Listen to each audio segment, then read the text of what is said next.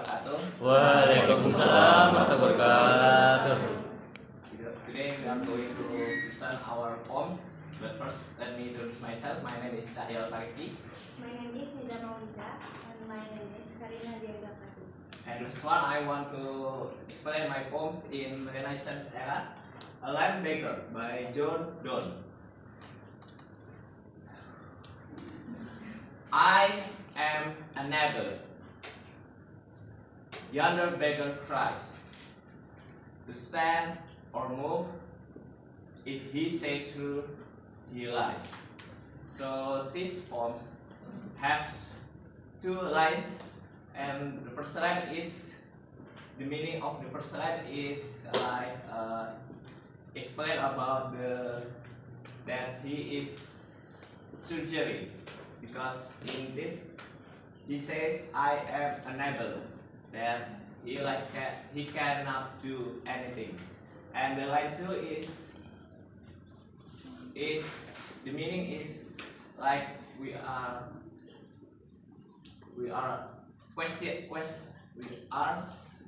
have a question, like if he say true, he lies. That means it's like it doesn't true what he says.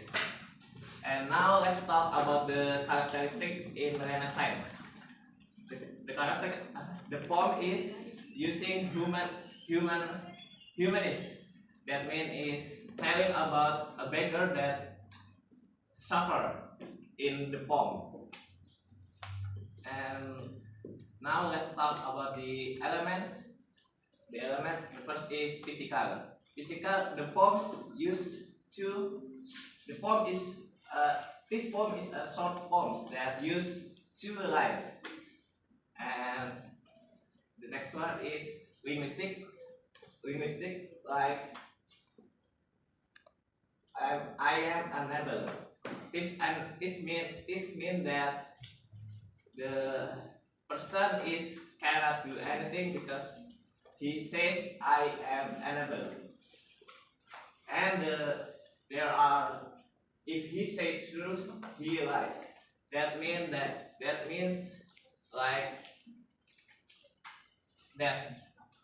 like what he says, it doesn't correct, like that. And the last one is sum.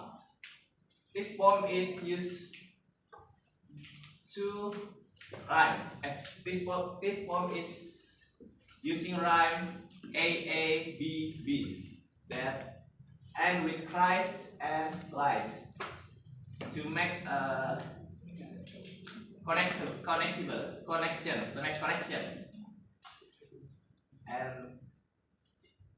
And that's for me. Now let's go to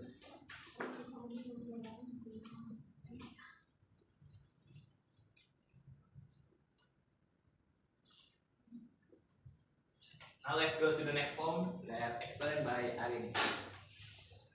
Okay, so I will try to read the poem first. Eternity by William Blake. He who binds himself a joy, does the winged life love, does the winged life destroy, but he who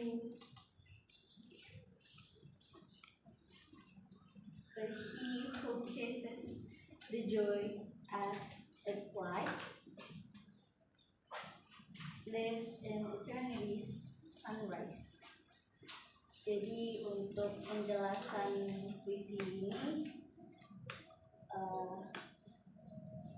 untuk dua baris kedua itu he who binds himself the joy and does the winged life destroy, itu seperti ada cycle-nya untuk sebuah kebahagiaan.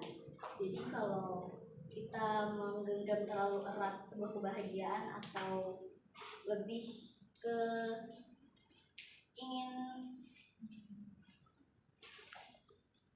ingin terus-terusan bahagia dan juga tidak ingin lepas dari kebahagiaan itu, maka ya hidup ini pasti akan hancur karena kita egois yang ingin bahagia terus menerus. Dan he who kisses the joy as it flies, kita harus tetap membiarkan kebahagiaan itu pergi dengan berbagai peristiwa yang akan terjadi di hidup. Jadi harus pertukaran, pasti ada bahagia, pasti ada masanya bahagia, pasti ada yang sedih, ada waktunya untuk marah. Lives an eternity sunrise, itu artinya seperti hidup dalam keabadian, lebih ke dia ingin abadi, bahagia dengan abadi sampai tidak terbatas.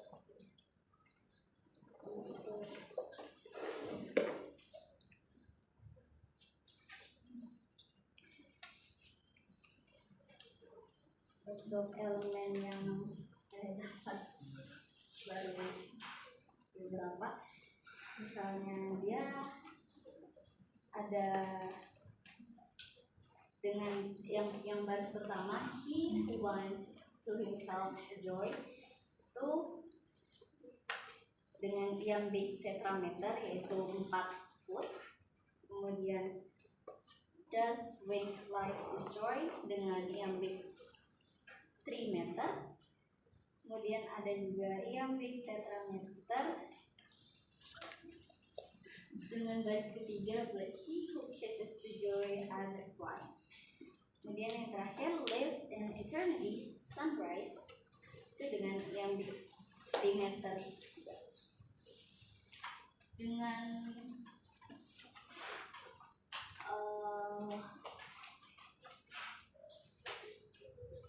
joy dan destroy itu dengan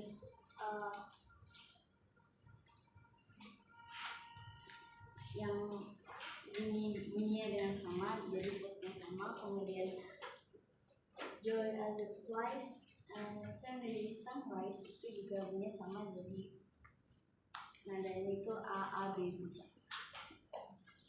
Mungkin bisa dilanjutkan dengan isi yang selanjutnya.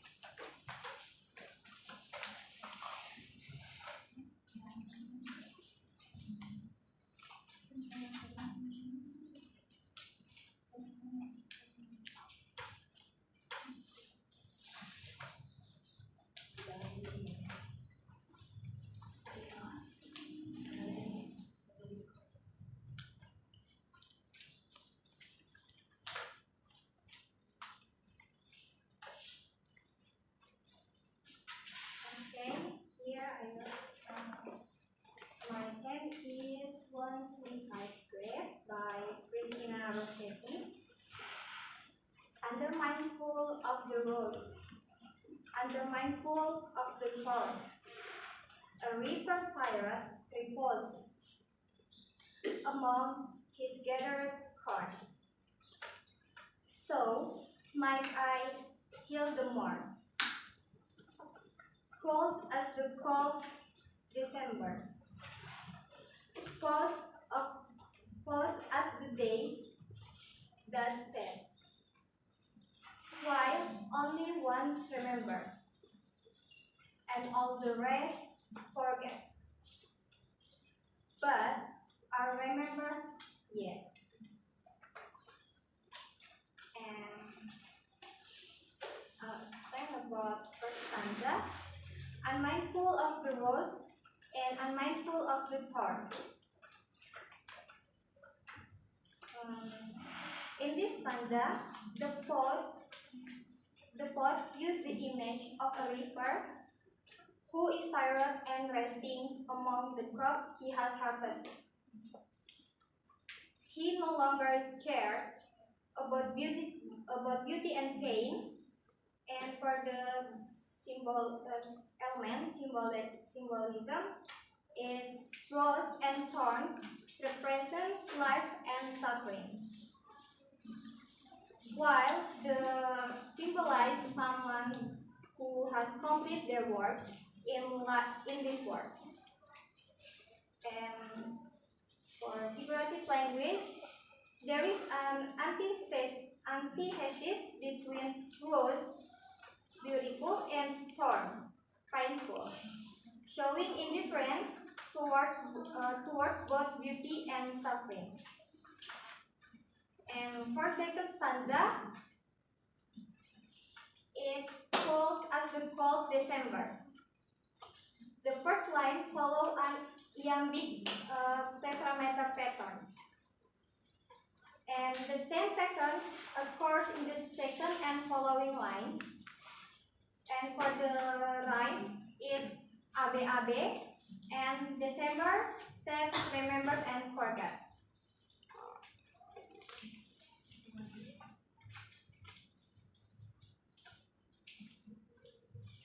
For the key themes, ini untuk tambahan. First, death and rest. The first stanzas present with death as a physical rest, like the reaper who finished his harvest and lies down for resting. Number two, time and forgetfulness. It addresses the cold passage of the time where most memories fade away. And the last one is isolation and memory. The image of one remembering while others forgot to get, an emotional and existential isolation. I think that's all. Okay, that's all from us about explaining these 3 poems. Thank you. Assalamualaikum warahmatullahi wabarakatuh. Waalaikumsalam warahmatullahi wabarakatuh. Pertanyaan dari yang lain. I am from Group C, as also that has the same poem as One Seaside Grave from Lida. What does the line from line "So might I till the morn" meaning to the first stanza? So my type, Till the morn. so my type for the The first stanza, maksudnya kayak itu artinya apa dari stanza pertama? Apakah ada arti mungkin yang berbarengan atau mungkin itu arti terpisah dari line tersebut? ya.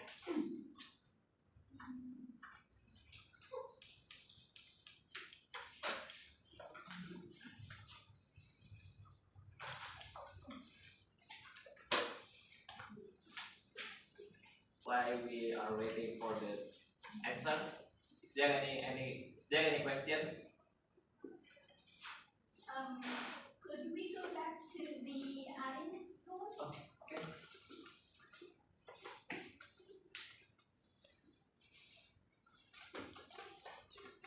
So I would like to ask, in the second and fourth line, there's the winged life and eternity sunrise. Could you explain more about that? The meaning?